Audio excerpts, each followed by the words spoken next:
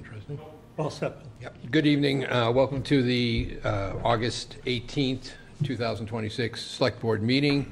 This meeting will be broadcasted live and recorded by Foxborough Cable Access. We're going to be going into executive session, but we will start with the pledge before we do that.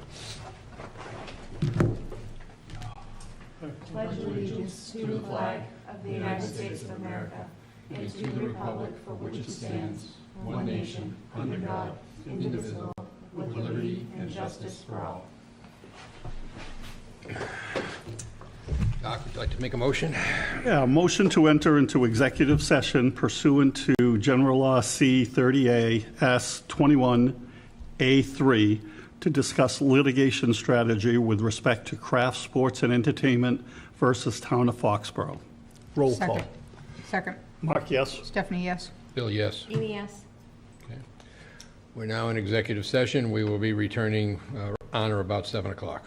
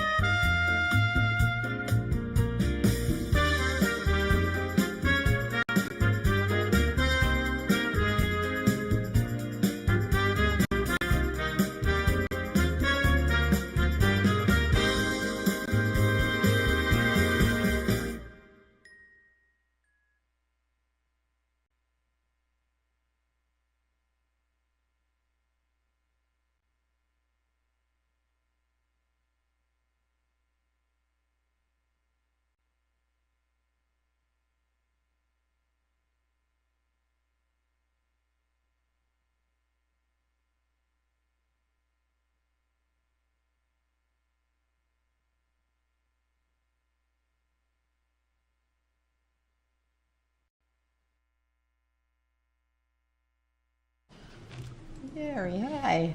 Hey, what's up? Oh, that's why you're not here. How you guys doing? You? Yep. We had Danielle and Ron up there. I don't know if Danielle's still there, but there we go. There they are. Oh, okay. Yeah, they're the planning board. I just remembered. Like, All right. Citizens input? Anybody, anything? Nobody online? Okay. Obviously, slightly after 7:05, joint meeting with the planning board. Members like to come up? and you do have two members on Zoom. Yep. Open the meeting with the joint, Ron and Danielle, can you hear us? Already, but they might have It's- to. they have to open their meeting. Yes, sir. Mr. Chairman, I believe we need to open a joint meeting. Correct. Well, you can do it, Ron, or Tom can make a Hey, that- motion. Okay, Tom, do you want to do the motion from there? Sure. I'd like to make a motion that we open the joint meeting between the planning board and the Select- select board. Danielle, do you want to second that? I'll second. All in favor? It needs to be a roll call. Aye. Ron, aye.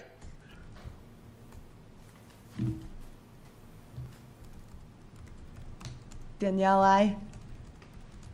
Can you? Aye. Yeah, thanks. Danielle, aye. Yeah, I good. can't hear, sorry, it's breaking up. Tom, aye. Okay. We're already in session, so. we- Yes, you're already in session. Okay, this is a recommendation by the planning board to fill a position, and the planning board has previously unanimously recommended the appointment of Gary Whitehouse as the associate member for the planning board for the term up to end May 31st, 2027. Would you guys like to add anything to that? Well, as far as I'm concerned, I've been on the planning board for a few years now as the associate member, and Gary's been on the board for many, many years. He's done a lot for the community. As you know, he's got his name on a few plaques around in the town, so did a great job. He's heavily involved in the town, and that's one of the reasons we were. You want to add anything, Ron? Tom couldn't have said it better for me. Gary's was a longstanding member of the board. I served on him as AdCom as well. I think he acts in the best interest of the town. I'd love to see him back on the board. I guess the only question I have is, was Gary the only person that, that put their name in to do it? Yes. Okay, Yes. yeah. And really, the question has really nothing to do with Gary. I guess my thought process would have been, no matter who it was, that they weren't re-elected. I just want to make sure that, I mean, obviously, it's your committee and how you guys run in, that you have your faith in Gary. I don't have any problem with that. I just wanted to know if there was anybody else that came forward, that's all. No, originally, we were just going to nominate him, but then we went through the process Yep. of posting it, and Yep. but no one else. Which is required. applied. Any other things, Doc? No, I'm good. Amy? You good? So it's a joint vote of the whole boards, both boards together. So Doc, why don't you make the motion? So I move to appoint Gary Whitehouse as the associate member of the planning board for a term to end May 31st, 2027. I'll second. So this is a vote of everyone? And a roll call. Roll call? Yep. Mark, yes? Stephanie, yes? Bill, yes. Amy, yes. Tom, yes? Ron, yes. Ron, yes. And Danielle? Danielle. Danielle, yes. Okay. Great. So it's unanimous. Thank you and Welcome welcome aboard. Welcome back. Congratulations, Gary. Thank you for Thank being you. willing. After 12 years, I want to continue. Good, thank you. Thank you very much. Thank you all. Thank you. Thank you. Thanks. Being 7:15, so we're back on schedule. Change of manager application for TPM International Inc., doing business as 11 Pickleball.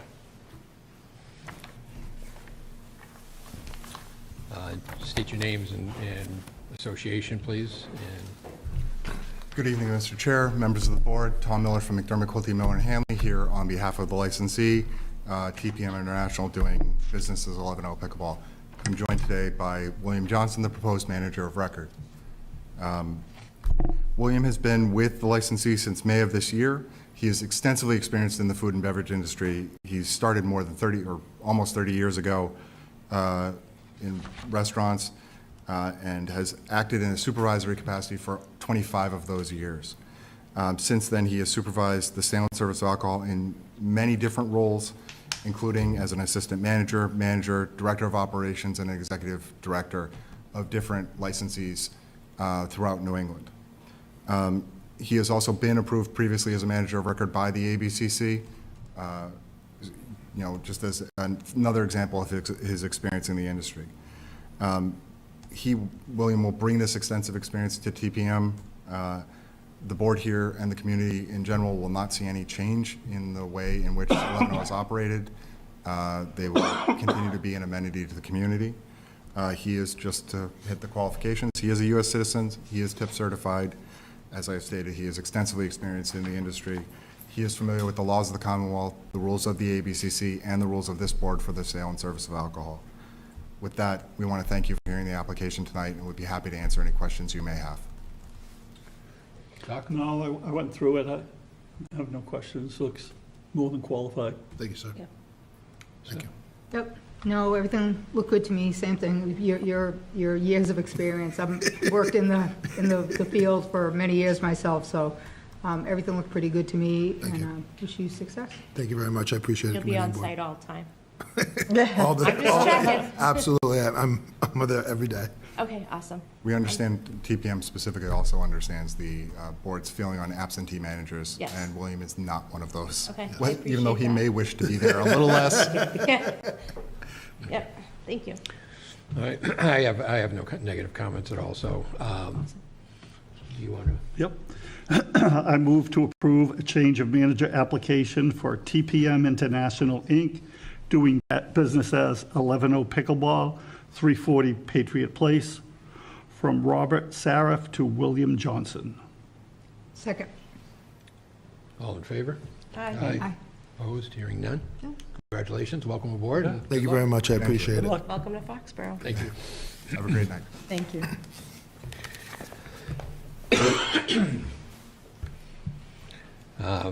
Craft Sports and Entertainment event amendment request.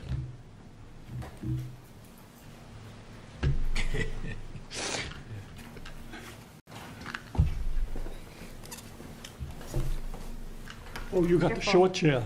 I was gonna flip over. Did you see the panic flash across my face? Sorry. Jess Enos, Gillette Stadium. Andrew Landsman, Stadium Operations Manager of Special Events, Craft Sports and Entertainment. Awesome. Want to present what you're... Oh, sure. So I wasn't sure if anything needed to be read into the record prior to starting. We came before the board as part of our overarching event license. These two Savannah Bananas dates at the end of the month were data sheets in the application. I believe in the application, the gate time was listed as a plan to be determined with public safety officials. This event start time is 6:30, which is when the ceremonies begin on the field, and then the actual first pitch is at 7 p.m. So in a meeting last week, I believe it was at the preseason game, our ops team was advancing this event, going through some of the operations with the chiefs and the discussion about lot opening time. It was also sort of a debrief following up on the BTS concert that we had at the beginning of the month. We had a hiccup with respect to lot opening. So it was a sit down, and as part of that conversation, Chief Reyes had asked or suggested that we come before the board to formally request a 9 a.m. lot opening time. And that will allow for some flexibility with respect to the operation, whether or not there is an early merchandise component or people will be coming on site.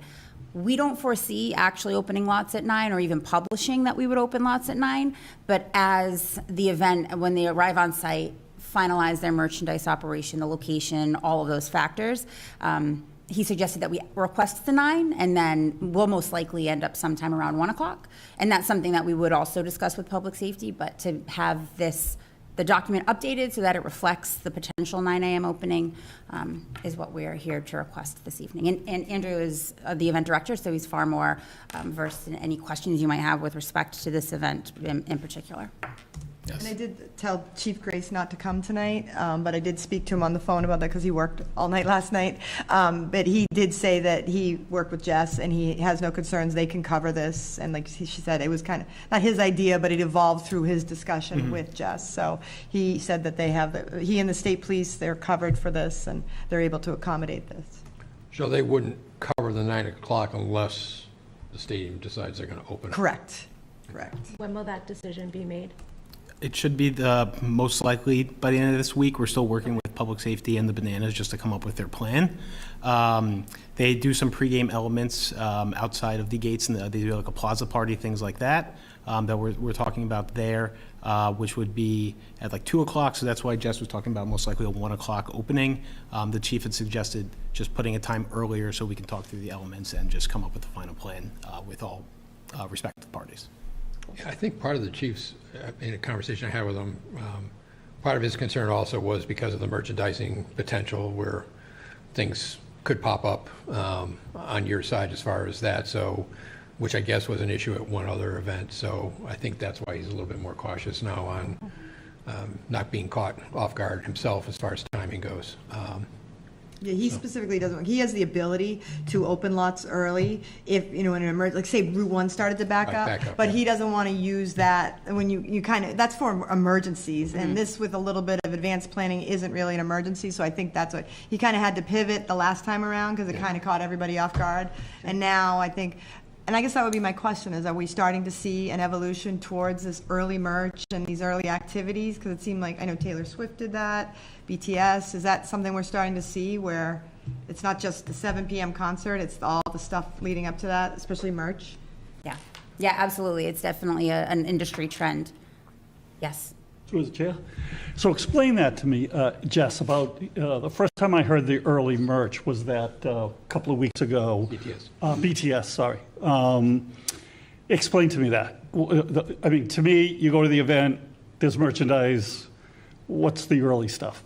So it's been interesting because when I started this 20 years ago, it was much more of that. Like, you come to the event, you buy a shirt, you don't, that's fine. Merchandise in general, as a part of like the touring industry, has just exploded.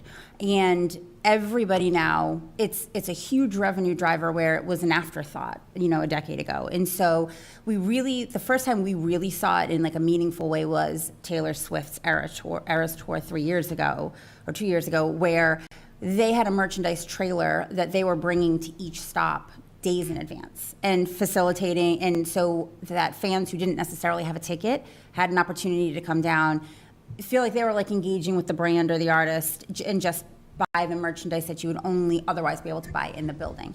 And so that was kind of our first engagement with it.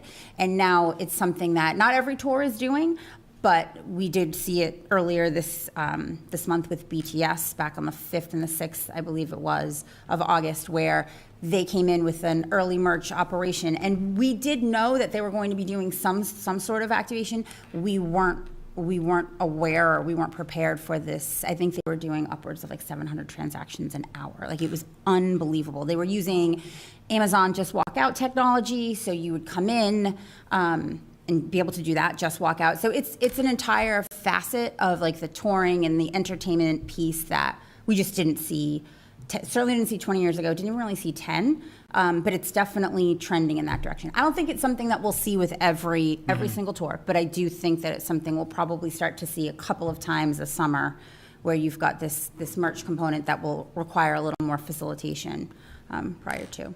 Can I follow up, Bill? Yeah. Oh, sorry. No, go ahead. So where is this merchandise place, trailer? Is it in the middle of Patriots Place? Is it in a parking lot? That's a good question. It depends. So when we did it with Taylor Swift, it was kind of off in one of our the movie theater parking lots, almost all the way back against Route 1. And so we were able to route cars that way. When we had earlier this month with BTS, they actually had 2 locations because the operation was so expansive. They did a tent in the West Club parking lot, and then they also sublet space, the old Helix footprint that's right adjacent to that. So they were in the actual retail space. They went through the entire process of, it was a formal lease. It was, they went through all the permitting process with the town to actually to occupy in the space and sell in the space. And so they had those 2 footprints. In this case, I don't think that you guys officially know where you're going to set up yet, or it's still kind of... We're working through some plans of pop-up tents in the Ticketmaster Plaza outside the stadium, as well as a tent probably in like the Lot 5 area close to the plaza. But those would probably open with the plaza itself, not necessarily a early merchandise activation yet, but just seeing how these trends are developing, and then, as we formalize plans with the Bananas, we just wanted to make sure we cover ourselves from a timing perspective in case anything was to pop up. So I think I would be remiss not to at least put this on the record, and correct me if I'm wrong, Paige, previously for an event, we would open up the lots 4 hours in advance. So, which is, obviously, it means our officers are there, state police is there, everybody else is there online. So obviously with opening different events this much earlier, it's a little bit more stressful for the staffing, I would think, for police, both state and Foxborough's More hours, but yeah, they seem to be able to do it, but it is more hours. Right, but, they can't have officers working 12-hour shifts type of thing, so. We probably do. Yeah. Well, anyway, so I think that's, in the evolving side of how Kraft's entertainment side is working, it's a little bit of a concern, as we've said before, as far as our staffing abilities. So not only are we stretching with more events, now we're stretching with longer events. And I just want to kind of put that on the record that, we need to be cognizant of that as we move forward. Well, I'm going to, because during that last concert, I got a lot of complaints from a lot of people going down Cross Street, Pine Acres, I'm sure we all did, and way earlier. I mean, like 8 hours earlier than an event.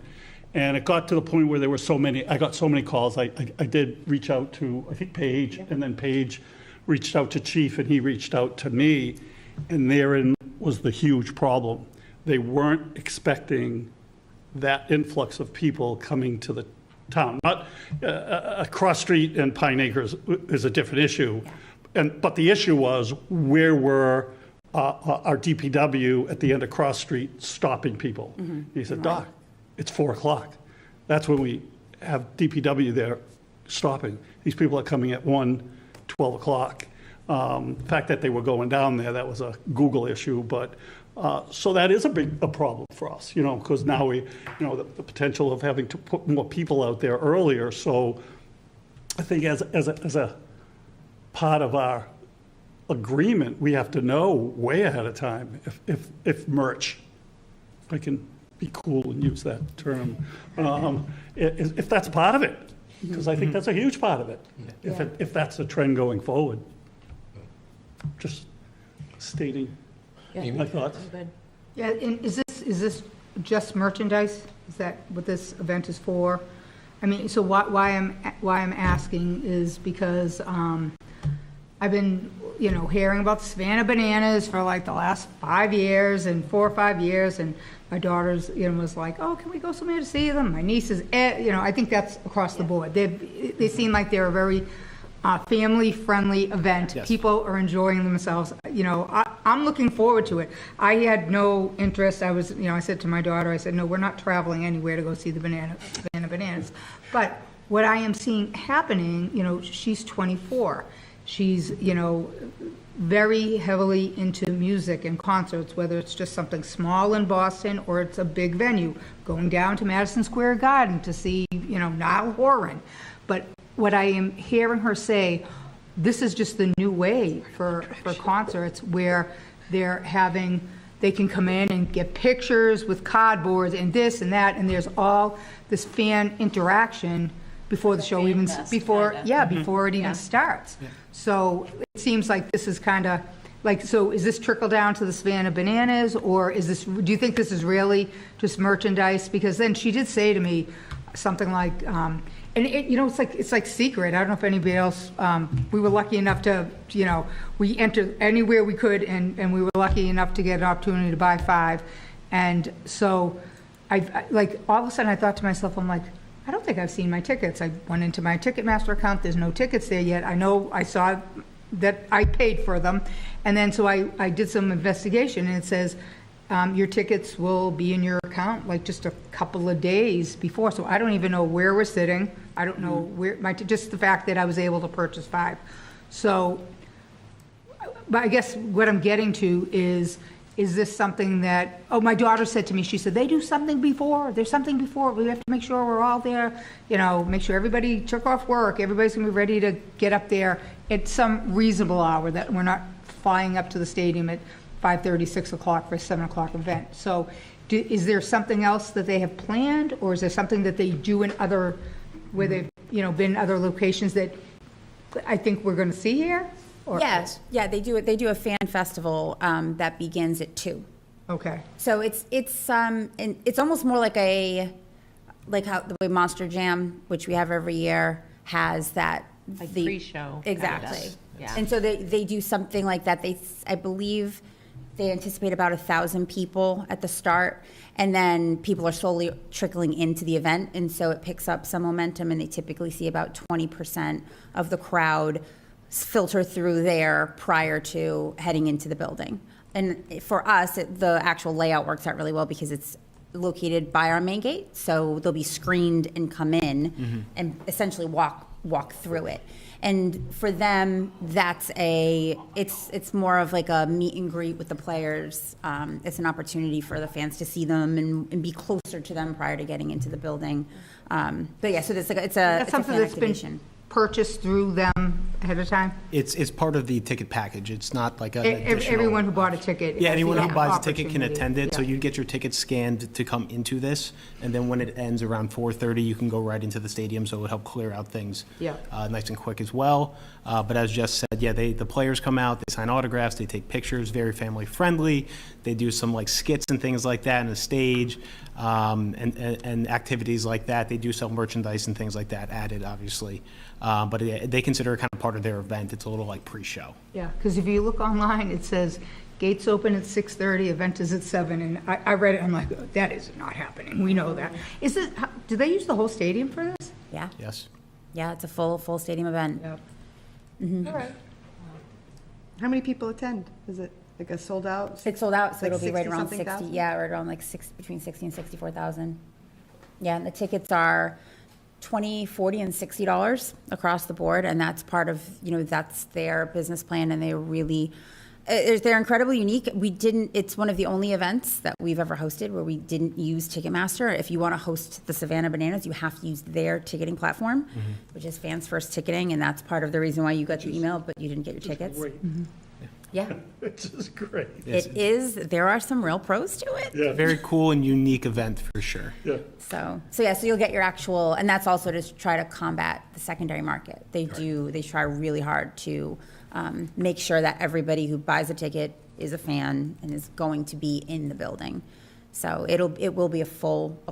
And probably why your tickets are, if I'm going by my memory, I think it might have said your tickets will be loaded for you that morning or the day prior. It wasn't Within the very week. long. Yeah, there's not a lot of lead time, and Yeah. that's by design. Well, that stops people from. Yeah. Solid result. Can we forward them? Because like I bought them, but I'm not, my nephew's, gave them to my nephew for his birthday. I believe the Bananas operate Yeah. almost their own secondary kind of Okay. thing in terms of thought of forwarding that. it, because it's all through their I'm system. not going. Yeah, you can forward them, and you can also resell them now at face value. So if for some reason you had purchased them and you couldn't come, in order to, again, combat people turning on and trying to flip them anywhere on the secondary market, they've now provided a secure, verified spot to do it.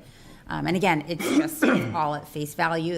That's like a core tenet of their overall operation. But the other side of this is there will be merchandising outside of the gates as well. Yes. So it's not strictly on the inside. So, so again, to the point that people who don't have tickets could come up and get something and leave. Doing it earlier obviously makes it easier from a traffic point of view, but, okay. Hearing no other comments? Yeah, it'll be interesting to see. Why not? Ready? Yep. Move to approve craft sports and entertainment requests to open the parking lots early, starting at 9 a.m. for the Savannah Bananas two-day event on August 28th and 29th per the 2026 entertainment license. Second. All in favor? Aye. Opposed? Hearing none? Okay. Thank you, appreciate it. Thank you so much. I like the fact you wore a yellow shirt, too. That's I actually wore yellow socks as well. It'll be a great event. Thank you so much. Thank you. Town managers update? No, one more thing. Oh, No, we got to talk grants first. oh, I'm sorry, grants. Yeah. I tried to go back. I know. So you have in your community a new draft grant policy, and this came to light because a request was made about the select board approving a grant, and we realized you hadn't done it, and then we started digging into the policy. We realized there was no policy. We started working on writing one, sent it over to Jay, and Jay said, wait, Town Manager Act doesn't allow the town manager to do any of that. So basically, the authority to accept grants lies solely with you. So we have drafted this draft to try to minimize the administrative burden on you. Basically, it's intended to create a clear and consistent process for all town departments. And we're trying to make sure you have enough oversight, but we don't want to bury you in grants. So under the policy, the routine grant applications can move forward administratively through my office. And they won't have to come to you. But with certain exceptions, they'd have to come to you. So you would then this is for application. You have to accept every grant. But for applications alone, the select board approval would be required when a grant creates a significant commitment for the town, such as new town positions, significant future operating or capital costs, a new program requiring ongoing town funding, a local match of over $25,000, if it requires town meeting action, if there's a real estate acquisition, lease or disposition, or other significant policy implications. As I said, it wouldn't change your authority. So basically, there could be an application under those parameters. Then once granted, at that point, you would have to accept the grant, all grants, before any expenditures could be made. What I would hope you would do, and in this policy at that point, you would then authorize me to execute the grant documents, but basically you would have seen them and authorize me to move forward. We also are in this policy have memorialize some processes that Marie would like to ensure that departments are checking in with finance before applying for any grant, so that, it's kind of a checks and balances and we understand everything before going in, because apparently that's been an issue in the past. So it's a relatively brief policy. Like I said, it has been reviewed by Jay, and we are trying to balance burying you folks, but also making sure we have proper oversight and we comply with the law. Sure. And as you stated, this also applies to the school department, so they'll have to do something similar. Yeah, they'll have to do it, because the school committee would act in this, like the select board would, so they would have to do something similar. Yes. Okay. Is there any issue because we hadn't been doing it correctly before?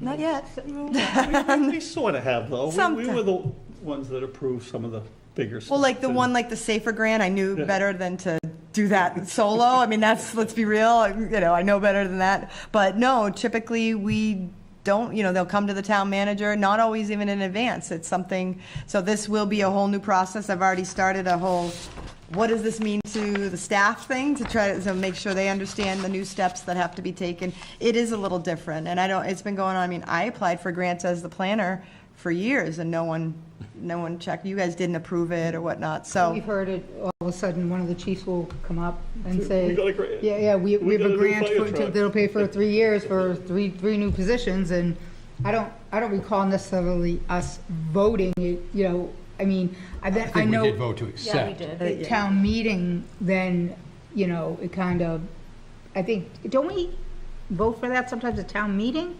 Because then we're going to own them afterwards? No, that's nothing at just a town budget- meeting? That's just a budget side. Okay.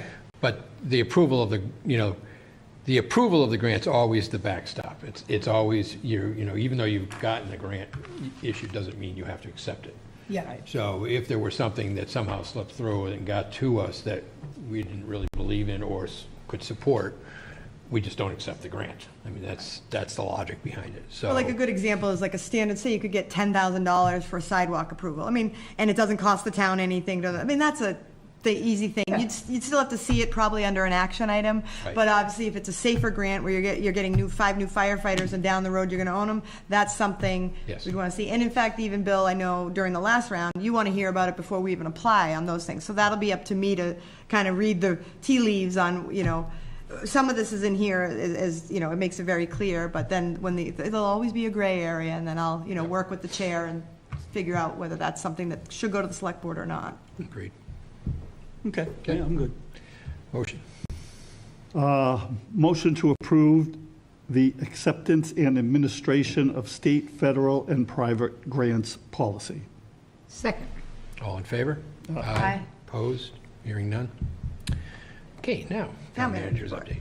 Okay, so just so residents know, the board's already heard this, but Chris Brown Usher concert went 25 minutes past curfew, and that resulted in a charge of $22,760,000 fine as it is, or fee for going over, and they did actually pay that today.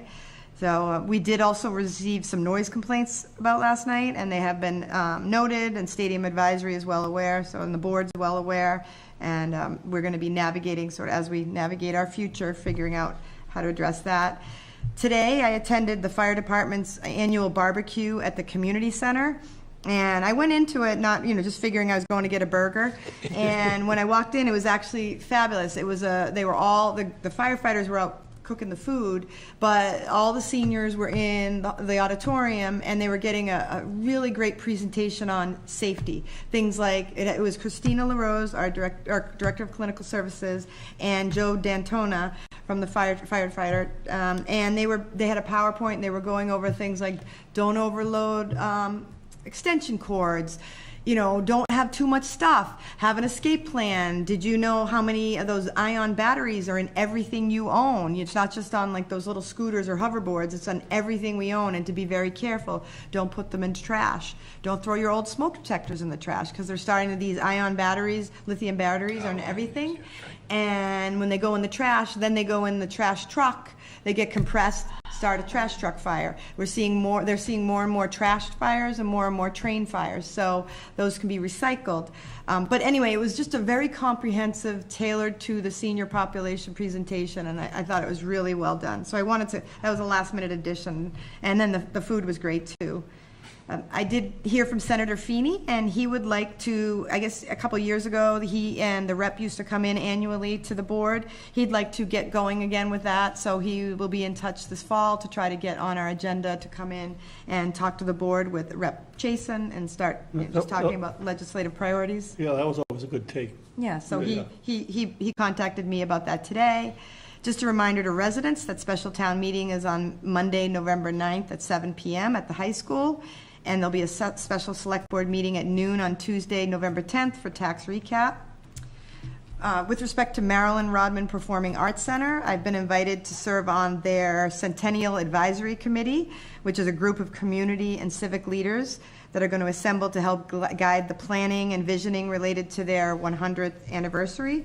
So we meet for the first time later this month and start to focus on providing community perspective and input as MRPAC develops plans to commemorate. So that's exciting.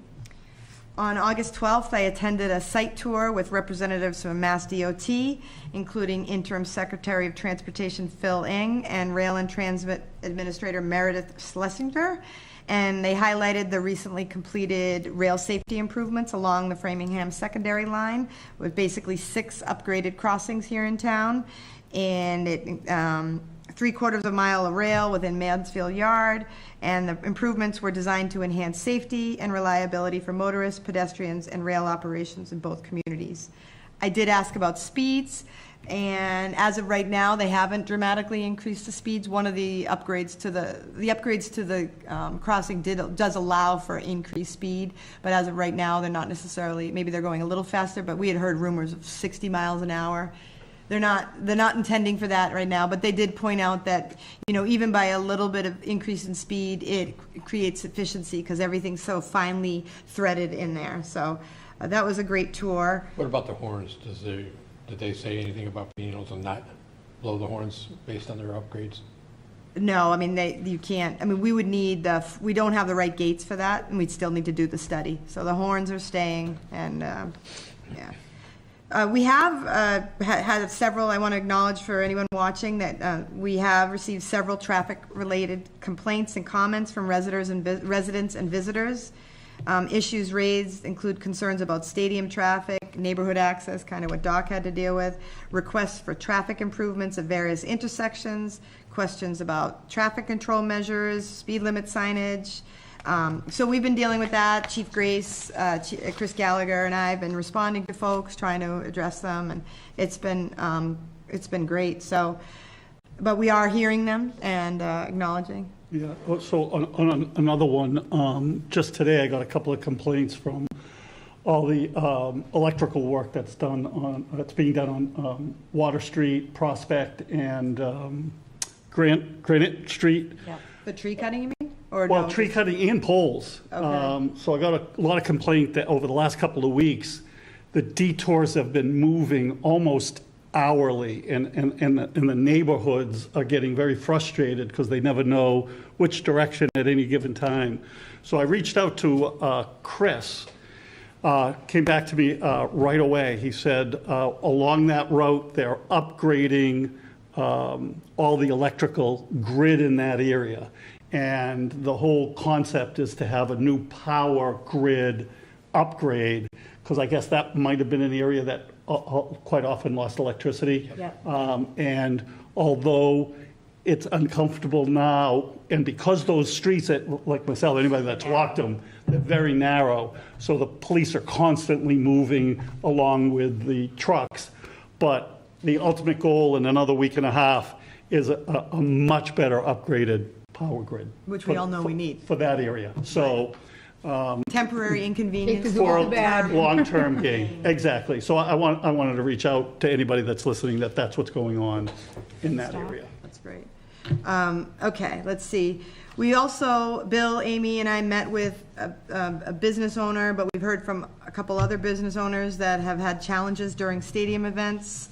not just World Cup, but in general, noting that people stay away from Foxborough and even uptown, thinking that, there's traffic in Foxborough. So one of the things that we're going to be looking at is there's a way to help, maybe through our tourism, our Visit FPW effort, or somehow to get the word out that Foxborough is open for business, even when there's stadium events, to try to help some of our uptown businesses. Not sure we can really move the dial on that, but we at least want to try and be responsive and supportive. Absolutely. And I think one of the points that was made is obviously not trying to come up, when everybody's trying to get to the stadium, but once the stadium is filled, that's some of the best times to go to some of the restaurants because it's quite honestly, it's quiet. Yeah. So, to let people know that. I think most residents know that, in general, but it's people coming from Attleboro or Sharon or other towns like that may not have that kind of feeling, so. Exactly. I've been invited by the director of the 495 Metro West Partnership to participate as the first public sector guest on their new podcast. So I'll be, I love a podcast, but the interview is expected to take place on September 3rd, and I'll be doing it remotely, but stay tuned. I say yes to those things, but I don't want to. PFAS plant updates. I'm not going to say the word, but I did spell it out. The first plant, Chestnut Street, will have testing at the end of the month, and substantial completion is scheduled for October 9th, and they're hoping to have the water flowing through the PFAS plant, our first one, in October. So that's exciting news for Foxborough. The second plant, they've started land clearing and ripping out stumps, and that plant is scheduled to come on in 2028. Let's see. As part of our strategic planning process, the town has released the Community Engagement Report prepared by Raftelis. The report summarizes feedback from 471 survey responses, public listening sessions, stakeholder interviews, and community engagement activities that we've conducted so far. What they noted was that there was very consistent feedback across all the efforts. Residents expressed strong appreciation for Foxborough's small-town character, public safety services, schools, and quality of life, while also identifying priorities such as housing affordability, infrastructure, traffic, water resources, and economic development.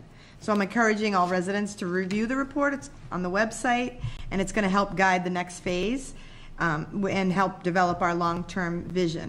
And the next step in the strategic plan is the open house on September 29th from 3 to 7. Again, it's a drop-in. You don't have to be there. If you've gone to a listening session, you still would want to come. This is the next step. If you haven't gone to anything, that's okay. You still should want to come because this really is, what's going to come out of this is a vision and some action items for the town to achieve, to meet said vision. So we really want to make sure the residents like the vision before it's finalized. Licenses, we have Burn Boot Camp Bodyweight Workout sponsored by the Boyden Library on September 9th on the Town Common, and the POW MIA Ceremony and Vigil sponsored by the Veterans Services Department on September 18th and 19th on the Town Common. And then we do have one job, it's a library page, part-time. And Amy, were you going to mention LifeWorks as part of your update? All right, so I'll let you do that one, and I'm all done. That was a lot. I know. Well, we only meet once a month, so. Okay, for the select board updates, you want to? Yeah, I actually have two things. The first thing I wanted to point out is the AED that's on the common. They've now placed them in a couple different places in town. I want to say at Booth and, is it Payson? I think so. Yeah, which I have more info on that. Oh. Yes, because you asked me, you were the first one to ask about it. I didn't know anything about it. It was the common, you know how I feel about it. I know, yeah, and. But I think it's great. I think, I just didn't know it was happening, No, it's a wonderful effort. Might have gotten a little ahead of themselves because historical didn't know either. Who is it? Who did it? We're not going to say. Okay. But it's being rectified. We're working with historical. There's a slight chance that they will be moved because we just want to make sure when it came to light that they hadn't had a chance to discuss it. I actually didn't know about it either, as you could tell. So we're working on making sure that that's a proper location. Everybody seems to be in favor of it. It's just the question is the location, the right location. And that might be where it needs to be based on visibility, but it is very visible. And electricity and stuff like that. Yes. So TBD, but they were given free by an organization, very good intentions, just didn't fully realize the sensitivity around the common, and so we're regrouping, and historical's been informed today. No, it's good. You were the first. Oh, no, you weren't the last. Well, at least I gave you a heads up. Thank you. They did put one on the IGO, outside of the IGO on the backside near the two baseball diamonds, but it's on the building. It kind of makes sense where it is. And Yeah. it's not really an issue that way, so. Well, it's just the commons very it's sensitive. interesting. I think they said, like, you can't open it until you call 911 Right. and they give you the code. Code. Oh. That was going to be my next question. As I Yeah. walked by it, I saw there was a keypad there. Yeah, you have, they give you the Which- code, I think, when you All call. right. Yeah. All right. I personally think it's a phenomenal idea. Yes. I don't like where it is. Right. I didn't even notice it on the counter. It's when you're driving Oh, It's right- from Doc's house, it's right It's there, right like, there. right by the sign, Just as you walk in, on the path. It glows. Does it have, big yellow. Yeah, it's electronic- no, neon okay. yellow. Yeah. But I thought it was a phenomenal idea. No, I think it's a great idea. Yeah. I didn't. It's way worse than an electronic sign bill. Yes, it is. Just saying, maybe I should But have it just, does- maybe but we it- should have just done it. An electronic sign doesn't save lives, so, it's a different story. Yep, okay. And the other thing I wanted to bring up is Paige and I attended the LifeWorks Powder House Neighborhood Garden Garden party. amazing event. It was phenomenal. I mean, to witness like the true definition of community. I mean, the fences are open, they walk in, like, just 12 beds and each house has their own, and the residents have theirs, and on Friday nights, they're out there having pizza parties with their neighbors. And this has been going on Movies. for 30 For years, this years. community, but then they all got Movies, yeah. together and decided, they have meetings and stuff, and they have moving, but then they decided, we need these beds back. So the state came in, because it's a group home, and they came in and cleared it for them, and they have string lights, and they get together all the time. I mean, it is, and like Amy said about the fencing, I was a planner in my background, and I'm used to NIMBYs, not in my backyard, and this is the complete opposite. Fences are usually built as barriers. When I looked around, it dawned on me, every neighbor has a gate into this yard. Okay. So it's like, it's the opposite of barriers. It's true community, and I had no idea what I was going to when I went. Truly It was inspirational. amazing. Yeah. Yeah, it was Where is it? right on Howard Ave. No way. All right. Powder House Neighborhood. Yep, and they have T-shirts that say Powder House Neighborhood. I mean, they've been living there 30 plus years. These people are connected. It is Oh, beautiful. I know where it is now. Yeah. Oh, I do, okay. Yeah. Pretty awesome. So that's all I got. Doc? Nothing. Yeah, Steph? Nothing. Okay, we're good then. Action items? All right, move to approve a use of public way application for the Knights of Columbus Annual Tootsie Roll Drive on September 26th from 8 a.m. to 1 p.m. on the corners of the town common. Second. All in favor? Aye. Opposed? None? Move to approve a new common victualler license for GHG Massachusetts LLC, doing business as Five Guys Burgers and Fries, for a change of owners located at 269 Patriot Place. Second. All in favor? Aye. Opposed? None? Move to appoint Diana Gray to the Employee Insurance Advisory Committee as the Steelworker B representative for a term to end May 31st, 2027. Second. All in I fell favor? asleep for half. Poor Diana, I was like, uh-oh, controversy. All in favor? Aye. Aye. Opposed? Hearing none? Move to appoint Larry Uy to the Personnel Board for a term to end May 31st, 2028. Under discussion, that's why I lost my train, because I looked down and I said, oh, Larry, you're hopping back in. Very good. That's why I get distracted. I'll second it. Okay. All in favor? Aye. Aye. Opposed? Hearing none?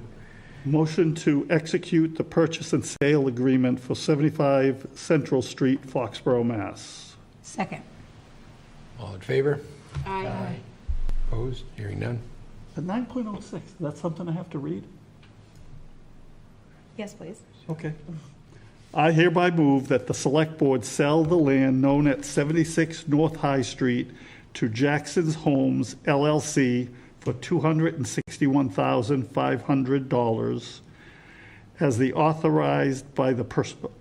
authorized by and pursuant to Article 11 of the October 27, 2025 Foxborough special meeting, and to further authorize the chair, William F. Yukna, to execute and enter into any and all documents necessary to effectuate the sale of said property.